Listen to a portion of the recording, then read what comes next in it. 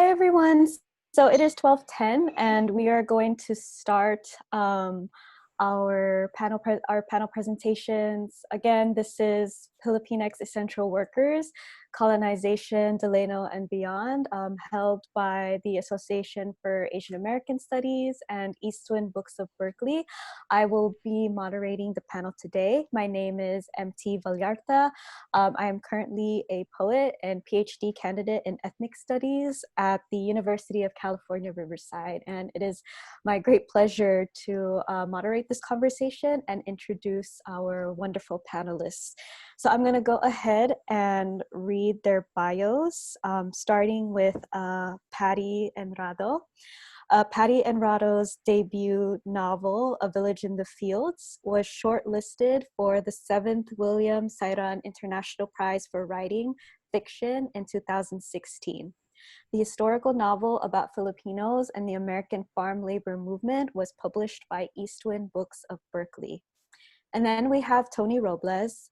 Tony Robles, known as the People's Poet, was born in San Francisco and is the nephew of Filipino-American poet, historian, and social justice activist Al Robles. He was a shortlist nominee for Poet Laureate of San Francisco in 2017 and the recipient of the San Francisco Art Commission Individual Literary Artist Grant in 2018. And then we have Juanita Tamayo Lott. A child of the Manong Manang generation, Juanita Tamayo Lott is a trailblazer in Asian American studies and ethnic studies. Her latest book is Golden Children, Legacy of Ethnic Studies, SF State, a memoir. And finally, we have Dr. Enrique De La Cruz, who received his PhD in philosophy, mathematical logic from UCLA. His most recent publication is The Forbidden Book, The Philippine-American War in Political Cartoons, which is a collection of political cartoons from 1898 through 1907, the period of the Philippine-American War, in which he co-authored with Abe Ignacio, Jorge Emmanuel, and Helen Toribio. And all of these books and titles are available for purchase at Eastwind Books of Berkeley. So if you could please, of course, virtual applause, invite me with welcoming Patty Enrado to the stage. She will be sharing her presentation first. Thank you, Patty. Great, thank you, MT. I just want to make sure if everyone can hear me. Great. Good afternoon, and thank you all for joining us today. It's an honor for me to be a part of this panel. So my historical novel, A Village in the Fields, is a fictional account of the contributions of Filipino farm workers to America's farm labor movement of the 1960s and 1970s. In September 1965, more than 1,500 Filipino farm workers walked out of the vineyards in Delano, California, in what was known as the Great Delano Grape Strike. And this is a central event in my novel. So I'm going to read a short passage. We're 2 months into the strike, and in this scene, my protagonist, Fausto Empleo, is trying to get workers and scabs or strike-breaking workers to come out of the fields. The strike carried on as the early November air turned cold. On the picket line across the road from John DePolo's farm, Fausto watched elderly men and women labor under the thick canopy of leaves and vines. When they emerged, bunches of grapes shook against their chests as they wheezed in the dust. With armed guards patrolling the property line, all he could do was beg them to come out. Boys and girls who might have been old enough for kindergarten were dragging crates of grapes instead of wooden push and pull toys in the classroom. Even drunkards with bottles tucked in their back pockets wove in and out of the rows of vines, smelling as fermented as the berries on the ground. At Jack Dragovich's ranch, all female crews picked grapes as their babies lay in crates turned into bassinets. Toddlers played in the dirt. The women were picking the last of the grapes, raisins now, for jelly production.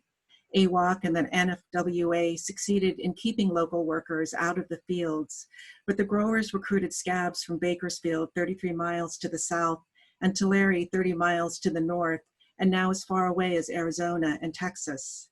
The growers lied to the workers about their wages and then charged as much as $33 for bus fare. Disgusted, the scabs told Fausto and the other strikers that they were promised 15 cents a box, but only got 10 cents. When scabs walked off the DePolo fields, a rock fight erupted, and DePolo himself beat an AWOC volunteer unconscious. So because so few people know about the significant contributions and sacrifices made by the Filipino farm workers, I wanted my debut novel to be historically accurate.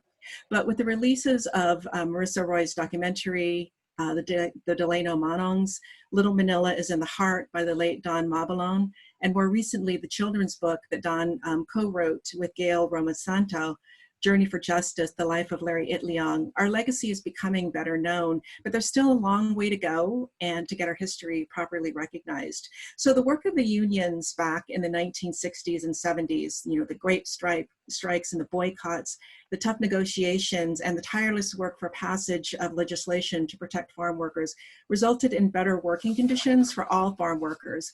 And yet with the influx of new immigrants and the political weight that's gained by the growers through the years, you know, the pendulum has shifted. So sadly, what happened in the 1960s and 70s, you know, low wages, poor working and housing conditions, you know, is still happening today. And with the COVID-19 pandemic raging, the situation for farm workers today is even more dire.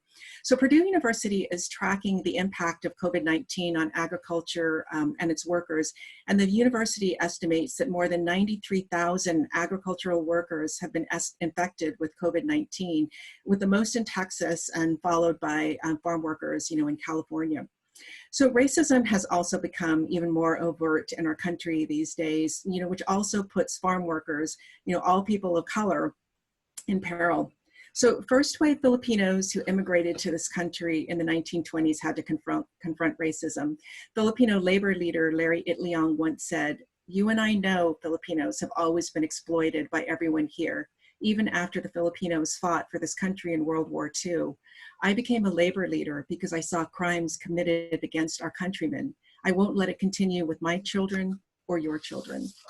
So there are far fewer Filipino farm workers in the fields today, but we need to come together and support the farm workers who continue to toil in our fields across the country and put food on our table.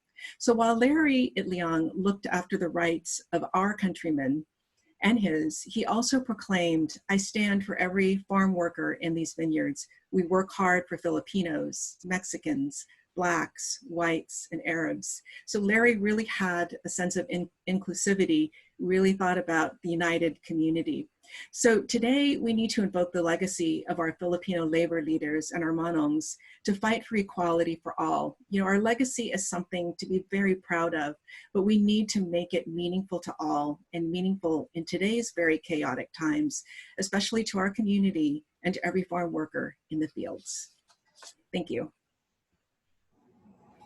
Thank you so much, Patty. So there is a link to A Village in the Fields in the chat box if you would like to check out the book and purchase it from Eastwind. Okay, so I'm very happy to give the stage to Tony Robles. So Tony, whenever you're ready.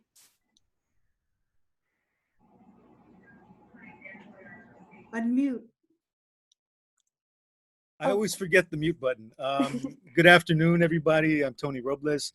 I'm in Hendersonville, North Carolina, which is in the Blue Ridge Mountains of Western North Carolina. And yes, I do have a palm plant in back of me. It's an artificial one. I'm looking for a real one. But anyway, I want to just say that, you know, listening to Patty's words was really great. I think her book really articulates the heart and spirit of Filipino American people and our history. We bring our past with us. We are an embodiment of our past. I think Oliver Sacks, the late scientist, said that we are all exiles of the past. You know, the book that I was involved in, it was called Beyond Lumpia, Pancit, and Seven Manangs Wild. And you know what, Juanita, that is so great, because you know what, I don't even have a copy of the book. I think somebody stole my copy, but it was a continuation of this book, 7-card stud with Seven Manangs Wild. And it was published, actually it was funded, it was actually an anthology of the Filipino American writers of the Filipino American National Historic Society, the East Bay chapter. And what we found was that we had such a such such a gripping and such a rich history in the East Bay of Filipino families that went back generations.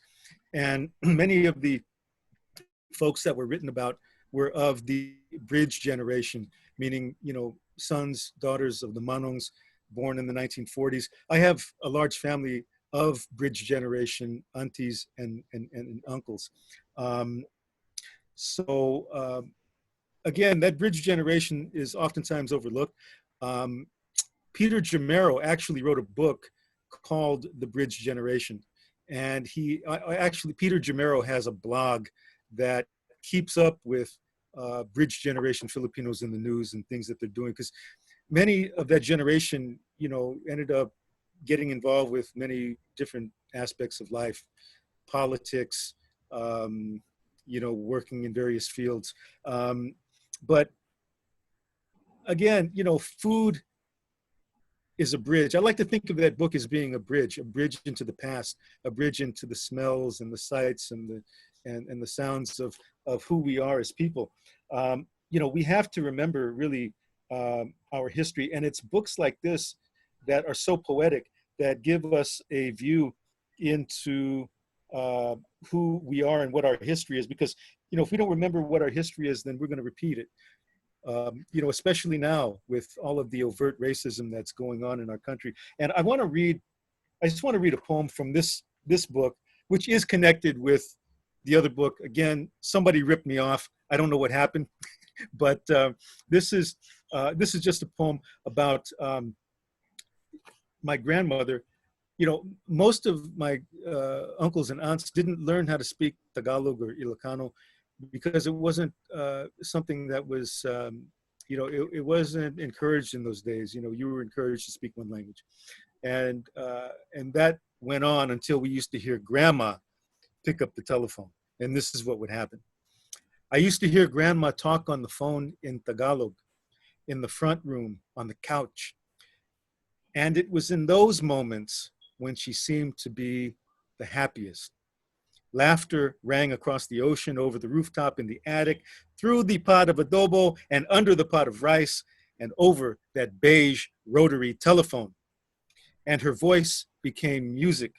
And in those moments, she was no longer Ma or Grandma or Mrs. Robles, but just herself, happy and naked to the sky. And although I did not understand Tagalog, I felt its beauty in my Lola's voice. And I saw the sunrise in the front room every time she spoke what was in her heart. And I used to wonder who was on the other line. Whoever it was, they knew us, knew if we did good in school, and knew if we liked to eat babinka, if we were pogi or pangit, even knew if we were wearing clean or dirty underwear. And the phone would ring and the music would start in the front room with my Lola. And my dad and my uncles, they would be in the back and they would be drinking Ripple, which was cheap wine, okay? But they would be drinking Ripple and singing songs by the Temptations and Smokey Robinson, my girl, all that stuff, right? And that was cool. And it melted into us like the pomade melting on our gas stove. And it was in our blood, and we drank it down and we passed it all around. But the music from my Lola when the phone rang told us that the sun did indeed set in Lola's room and rose to the sound of her voice. So again, it was growing up with that, growing up with knowing that we were living in this country, but we never, at least, the family members that I knew, never lost their Filipino identity. And maybe it was because my dad was always eating kamay, right? He was always, and he never lost that feeling of the fish and rice in his hands and the voice of grandma over the phone and speaking in her native tongue, So I think we need to remember that. And all the reason for books like, Beyond Lumpia and Pancit and Seven Manangs Wild, 7-card stud with 7 manangs wild. I mean, these are stories. These are stories of legacy of our experience in this country, and not just that, but how we have been able to survive, you know, through our grace and through our stoicism and through our humor, you know, through the tragedies and through the heartbreak and through overcoming those things. So anyway, let me see if there was anything else. A lot of us came from multicultural neighborhoods. My family came from the Fillmore district. It was a Filipino, Black, Japanese, Jewish neighborhood. My Uncle Al used to call it Frisco Chino Pino. He had these names, right? Frisco Chino Pino, and there was the sound of jazz, and there was the sound of the music. I guess it's not too much unlike hip hop right now, right? You know, the sound of articulating your own voice and your own experience and doing it creatively and taking control of your own life and your own story. That's what Uncle Al used to say. He said, we need to take back our lives. And I'm being told right now that I have 1 more minute to go and to not go 1 second over. But anyway, So fucking the name of the book is Beyond Ponce at Lumpia and 7 Manangs Wild. And it came, it's the follow-up to this book, 7-card stud with 7 Manangs Wild, anthology of Filipino-American writers, published by, I think Eastwind published it. And thank you for having me on. I appreciate it. Thank you so much, Tony. It was so wonderful to hear you read that poem out loud. Very powerful. I also wanted to announce that, unfortunately, Dr. Enrique De La Cruz will not be able to make it for our panel anymore, but you can still purchase a copy of The Forbidden Book, The Philippine-American War in Political Cartoons, on the Eastwind Books of Berkeley website. And we're going to go ahead and continue the conversation with Juanita, Tamayo, Lott. So whenever you're ready, Juanita. Thank you very much, MT. Hello, everybody. I'm in Seattle now. Nice to see you all. I'd like to share 3 points with you in my 10 minutes. And the first point is gratitude. I want to thank the Association for Asian American Studies and also Eastwind Books of Berkeley. Particularly shout out to Harvey and B. Dong and the fine staff. You know, the association and the bookstore are cultural institutions. They've been around for decades. I also want to thank the editors of Beyond Lumpia Ponce and 7 Manangs Wild. A shout out, of course, to Tony Robles and to our wise leader, Vanjie Buell, right?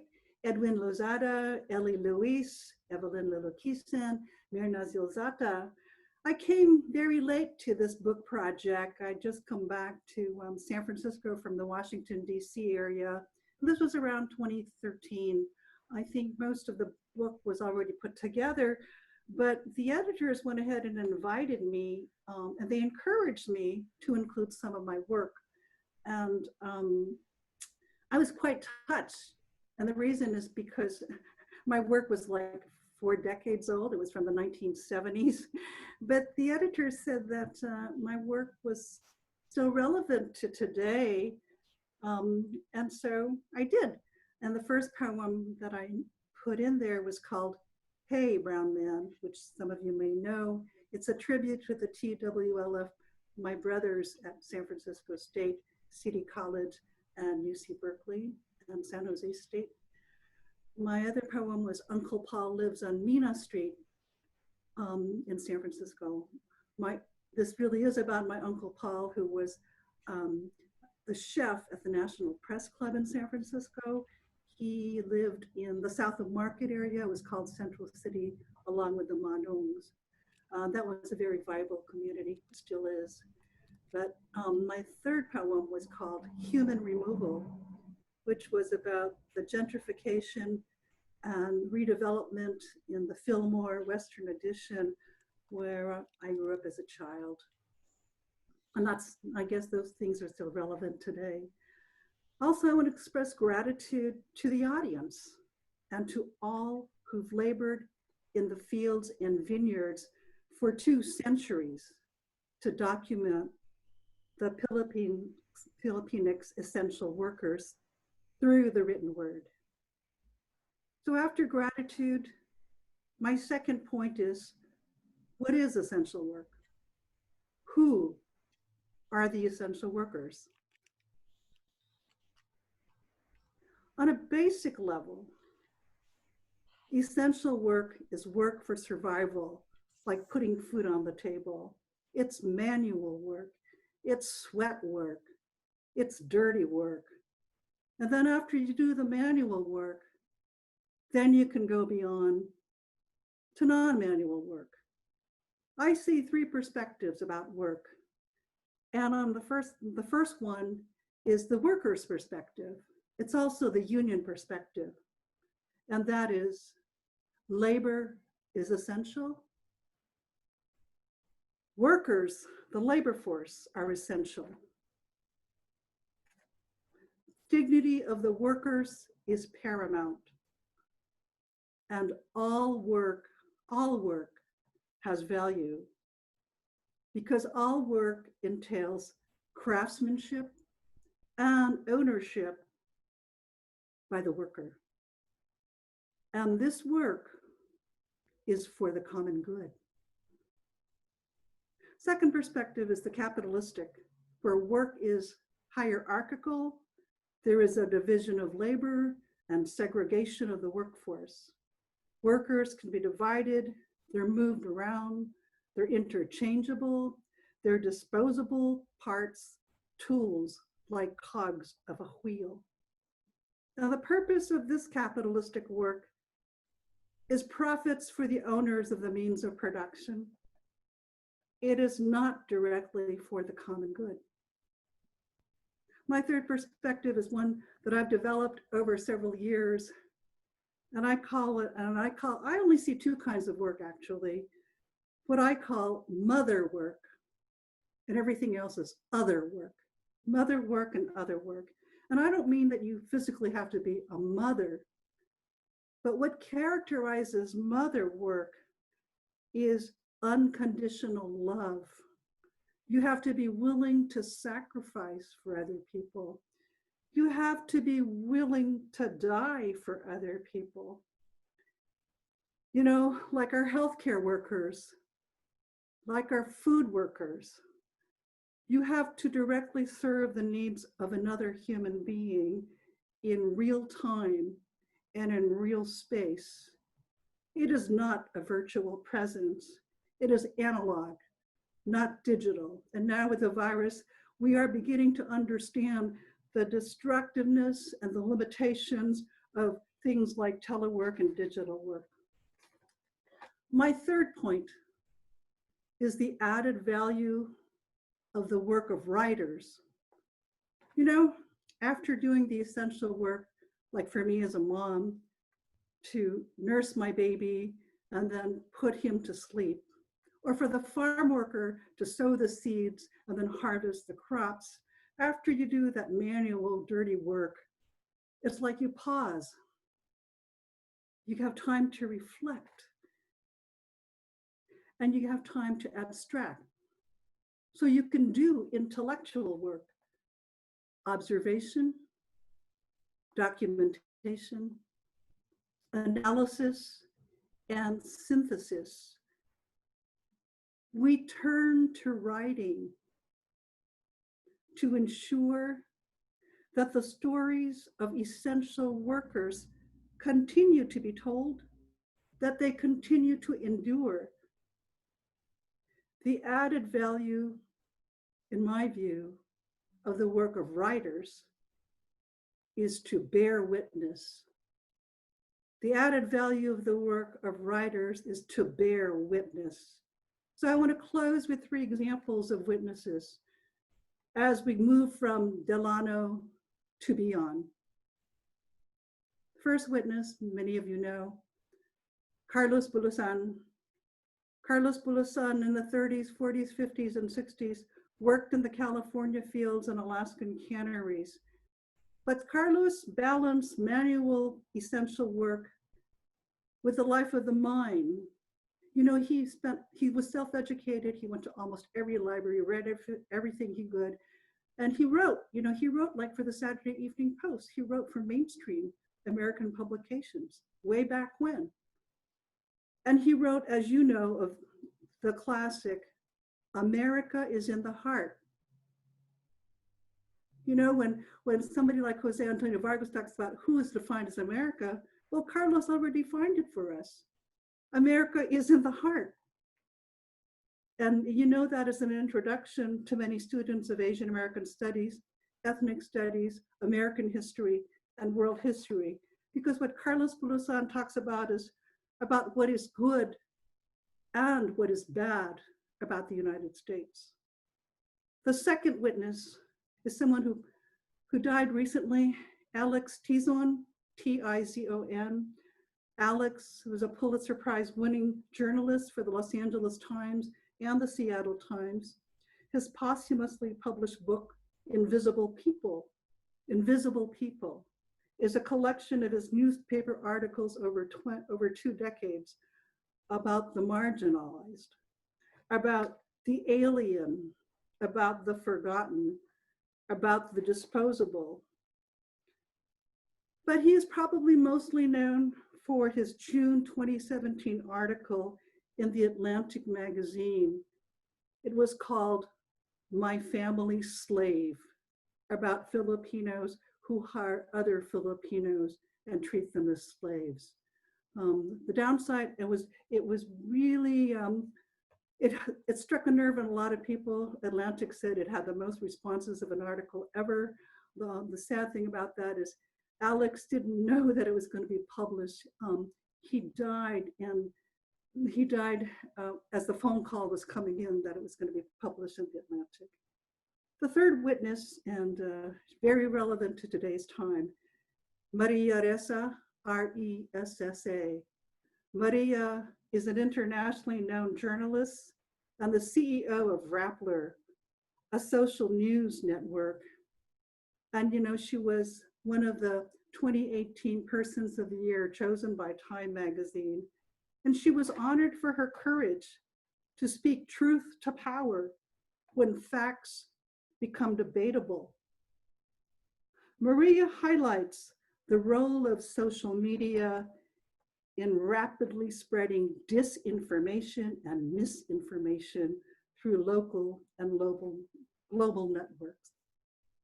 So in closing, the added value of those of us who write, the work of writers is to bear witness, not just beyond Delano, not during Black Lives Matter, not during this election cycle, but for all times. Thank you. Thank you so much, Juanita. So we're now going to transition to the question and answer portion. I have prepared 2 questions for the panelists to reflect and respond to. So first question being, Patty, Juanita, and Tony, all 3 of your works have an unflinching commitment not only to history, but excavating the truths US imperialism has tried to bury. What is the commitment of the writer to history? What is the commitment of the historian to storytelling? How do you see both of these roles reflected in your writing? So whoever wants to start.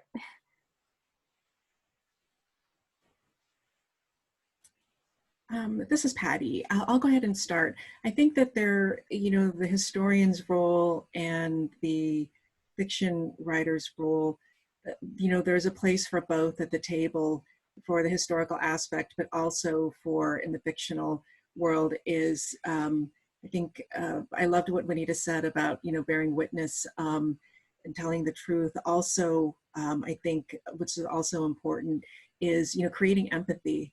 I think is what writers are tasked to do, especially in these times, is to create that empathy, whether it's from characters, whether it's, in poetry, so that people who don't, aren't from your community, aren't, don't look like you, understand where you're coming from. So I think both roles, I think the historians is to bring that to the table.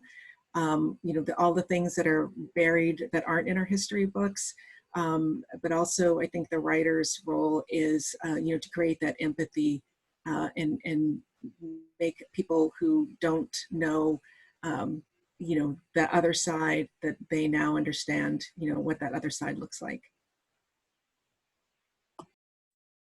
Thank you. Juanita or Tony? I'm really not a historian, and I'm kind of an accidental writer. I mean, I just write because I have to write, but my training is really as a demographer and statistician. So I come from a very scientific and analytical frame of mind, which I think complements the arts. I mean, we should all be Renaissance people, right? Math and art are not, you can't be binary, you have to do it all. And so the commitment is to look at the world as whole. Like Faulkner said, the past is still not past, but we have to tell stories because that's what human beings do. You sit around the fire and you tell stories. Growing up in the Fillmore, our house was where all the Manongs came because we lived on Laguna and Bush, and they used to go to Winterland before, it became a big rock and roll place. It was where people went to see wrestling and boxing, and all the Manongs would come to our house to have dinner before they went off. And sometimes they took us to see, Gorgeous George and Killer Kowalski, the wrestlers. I mean, but those were the stories we were told. You tell those stories, and then you continue and tell it to your children and grandchildren and nieces and nephews. Well, this forum is kind of like, talk story, like they would say in Hawaii, right?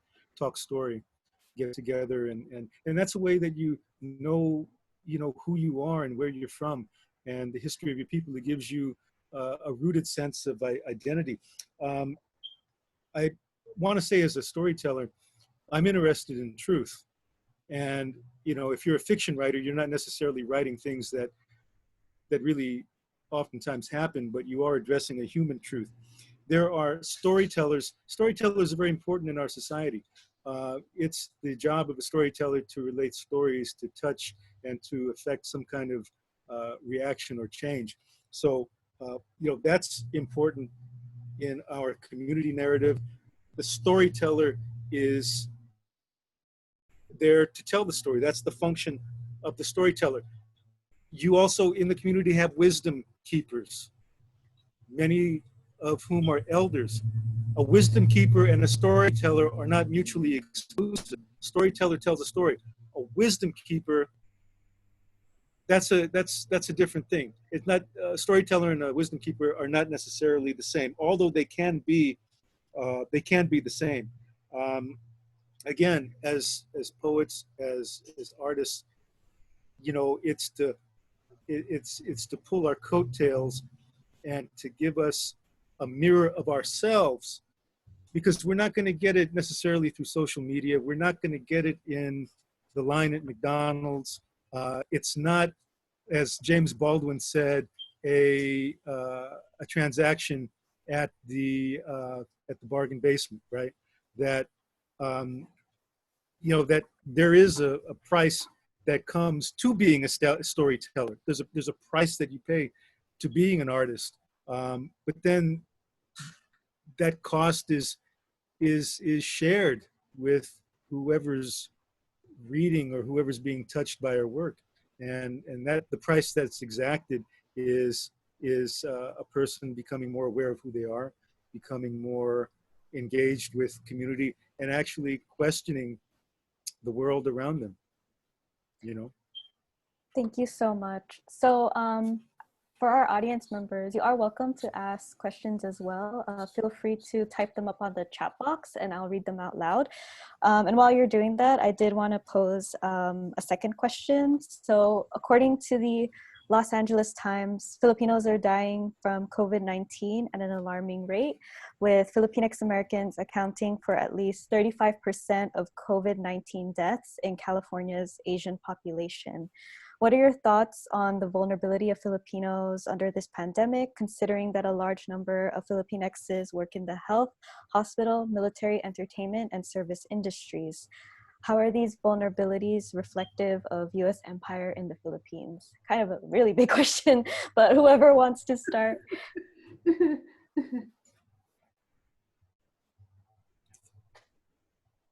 Well, I think it really comes back to mother work. Like I said, you're an essential worker, right? So you do the hard work, you do the difficult work, and our people, you know, Bienvenido Santos, or was it Bienvenido Santos? Somebody correct me. Who said we are the lovely people? You know, that Filipinos are very loving, we're very kind. And so you see us in hospitality, you see us in, it's not just being bearing witness, but we serve the people. We're really good at hospitality. You could not come to the Tamayo house without being offered lumpia or biko or whatever. I mean, even if you just stop by for 2 minutes. Like Tony says, you know, the Lolas feed you. And Frank Cordova used to say, instead of how are you, it's like, have you eaten yet? It's because Filipinos are just very loving, serving people. And when you do that, when you love somebody more than you love yourselves, that's the bind you get in. But the only thing that powers this country is sacrifice. You know, when you think of Martin Luther King, Malcolm X, or the people that are now in the protest movement, it's that unconditional love willing to give of yourself. I think I think the book you're talking about, Juanita, is I think that was by Bulasan. I think it was called "You Lovely People" by Carlos Bulasan. Thank you. I think that's what it was. Yeah, yeah. I mean, you know, caregiving and serving and you know, those are things that aren't valued in society, right? They're not really valued, and we've come to find out in this pandemic that those are things that are absolutely essential.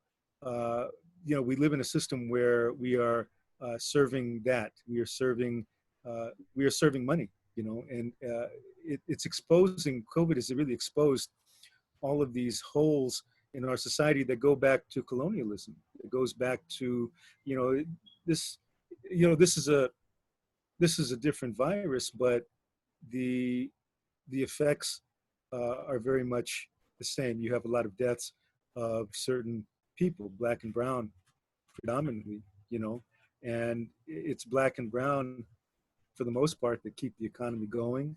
And like Patty said, you know, we have a situation where, you know, with farm workers, like down here in North Carolina, there are farm workers here that are really struggling with trying to maintain housing because they don't really have the infrastructure.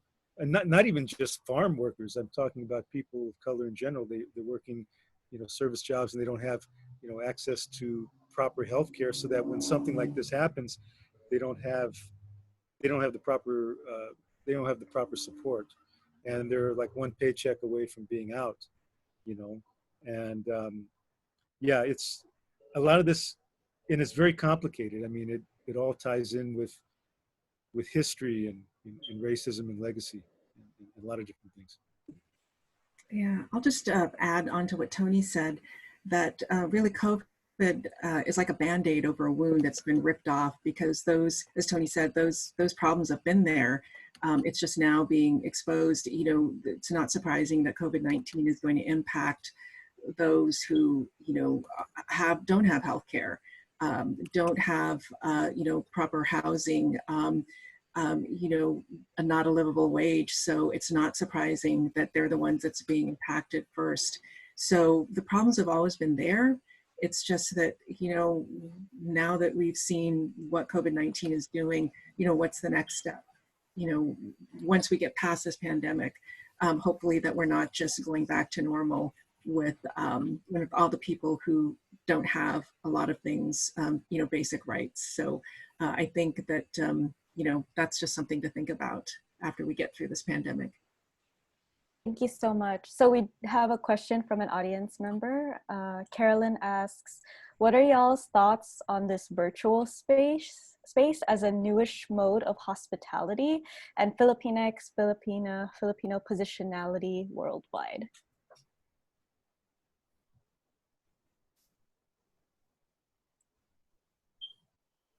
I heard somebody refer to the whole Zoom thing as having Zoom fatigue. They've been on so many Zoom calls. So I really don't know how to answer that one. I mean, we have, it's funny, COVID seems in some ways to be kind of a metaphor for the kind of world we live in now. I mean, we have access to everybody, yet we're further apart than we've ever been in a lot of ways, right? Where, we get so attached to the platform. We get so enticed by the way it looks, and we buy into the platform. I mean, and we're all doing it, right? We're on Zoom, we're on these different things. But I wanted to just mention real quick, you were talking, the last question you were talking about COVID. There is a very revolutionary thing happening in Oakland by Poor Magazine. It's called Homefulness. And it's a sweat equity model of housing that is based on community reparations. And Poor Magazine is doing a build out. They've actually built housing for formerly homeless families and individuals. And, it's based on a sweat equity model where there's no rent. Your rent is basically what you do if you're a poet or a gardener or an artist. And they've been doing that. They were able to raise money for that, to do a community garden, to do media training for people, community members, sliding scale cafe through community reparations. And we see that community reparations is something that's happening throughout the country. Here in Asheville, in North Carolina, they just passed a resolution in support of reparations for African Americans. So that's a resolution. What it's going to look like, we don't know. I know San Francisco and various other cities have had similar resolutions and similar legislation and discussions. So just wanted to throw that out there. Again, Poor Magazine, Homefulness, and that's in Deep East Oakland over on MacArthur. Thanks for your question, Carolyn. The way I see it basically is, it's really not Zoom per se. Zoom is just an example of the way tech, the digital world is affecting us. Can you hear me? Yeah. Okay. And I think that's the larger issue, that tech is supposed to serve us. And so we built Silicon Valley, and we love all these wonderful toys and tools, but at the same time, there's been a real high cost to society. I mean, we used to have in the United States 3 sectors: the public sector, the nonprofit sector, and the private sector. And we know with the economic recession that the nonprofit sector got wiped out, particularly like the artist community, the serving communities. And now with the evolution, fast evolution of tech, the public sector, the regulators, the state cannot regulate what's going on in Silicon Valley. And, and it's not just Silicon Valley, because this tech stuff is global, right? And so we're in a position where, like as Tony said, that brings us together, but we're also further apart. And until we decide that tech is supposed to serve us instead of us trying to be the slaves to tech, I don't think we're going to turn it around. Yeah, I'd agree with that for sure, Okay, so we do have one more question from an audience member. So as this is from Justin, as someone who is part of a younger generation, I'm finding many of my peers believe that love is very much conditional. In what ways can we utilize care to move beyond conditional love and to work towards unconditional love? What advice do you have for individuals, particularly younger individuals, to become more motherly? I'd like to take a stab at that because, people who know me, my family home, the Tamayo family home, we went from the Fillmore to the Haight-Ashbury. So I grew up, as a flower child, and love was in the air. I think people should look at Robin Williams's movies. I think they should look at the International Hotel film by Curtis Choi. You know, they ought to look at the strike at San Francisco State and Agents of Change, because that shows you where people come together and love one another for a higher purpose, and they look out for one another. Or the farm worker, or the civil rights movement. Go look at you know, that whole Eyes on the Prize. I mean, if you want to know about love, you have to love beyond yourself. And oh, the big thing our parents told us, you know, because we grew up in a discriminated San Francisco, it's like, we love you unconditionally. You are a child of love. And a lot of us had institutions, you know, like we had a Lola, or they weren't really our aunts and uncles. They were our, you know, blood relatives, but they came from the same barrio as our parents. So they became our aunts and uncles. But a lot of us also come out of the inner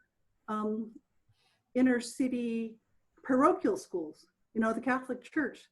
I think a lot of us, like, who went on strike, you know, we had that social justice. Or in the South, you know, they were in the church. God loves you. Jesus loves me, right? Your mom and dad love you. Your aunt and uncle are going to give you money, the ones that put all their money into, you know, from farm worker, but they're giving you $10 so you can go to college.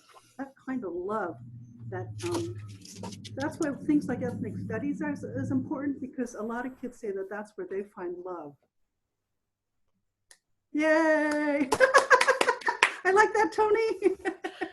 That's on my, I bought a car and it came with the car. You have to get back to love, you know? Or if I had a hammer, you know, Trina Lopez just died. I know, I heard, man. I heard he just passed away. How we all felt happy. I mean, love was in the air. I mean, being in San Francisco, you know, you really, right, Tony? I mean, it was there. Yeah. And yeah, it was the feeling. Back to the world. Yeah, I think, you know, when you do something, you know, don't, you know, if you're doing something from your heart and you know that it's coming from a good place, then, you know, that's a good thing. You know, don't expect to get anything back. You know, do it from your heart. Don't expect to get a reward for it. Don't do it because, you know, you want to, you know, that you want people to see that you're doing it. And I'm not Justin, I'm not saying that you do this either. I'm not saying, I'm sure you're coming from a really genuine place. But, you know, continue to honor your community and honor it from a place of, you know, a place of integrity. And people will see through that and they'll really feel that. And it will make you a stronger person. And then also it will allow you to live by example, which is much, much more stronger, and it really connects with people. People see your actions, what you do. And this might be corny, but there was this old football coach, man. His name was Chuck Knox, and he used to coach the Los Angeles Rams. And he used to tell, you know, his players say, put me in, right? And he used to say, he says, I do not hear what you say. I only hear what you do. So do likewise. Just do it from, you know, do it from your heart. That's what we do as Filipinos anyway. You know, we like Juanita was saying, you know, we have a loving spirit, and you can tell in the community when you're running into somebody that ain't got that spirit or has a negative spirit or spirit that wants to pull you down. You know that, and you know those are folks that you need to stay away from, because they will drain you. You know. And I'll just add one quick note is I grew up with the adage, find a need and fill it. So, and I think when you do that, you'll find like-minded community. And as Tony and Juanita both said, when you're doing something from the heart, you know, doing something selflessly, you know, looking after those who are less fortunate than you are, then, you know, you find community, you'll be around like-minded people who also feel the same way and get that unconditional love as well. Oh, the other thing I would add is get off social media, go into the real world, go and, you know, spend time in nature, go spend time in other neighborhoods, be with real people where you can, like I said, It's got to be an analog world. Love happens in the real world, in the natural world. It does not happen on social media. And Frances brought up a point. She says, yes, let's use technology to serve the people. Kapwa, seeing the you in me, seeing the me in you. Thank you. Yay, Francis. All right, thank you so much. A round of applause to our panelists. And I'm gonna react with a virtual applause as well.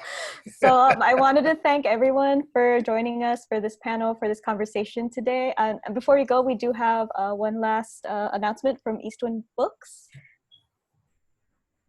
Yeah, hi everyone. Oh, cool. Hi everyone. Yeah, thank you so much for joining us today. Thank you all to the panelists. If you enjoyed our chat today, you can visit our website to purchase the speaker's works at www.asiabookcenter.com. As you can see, we have a special discount code for today.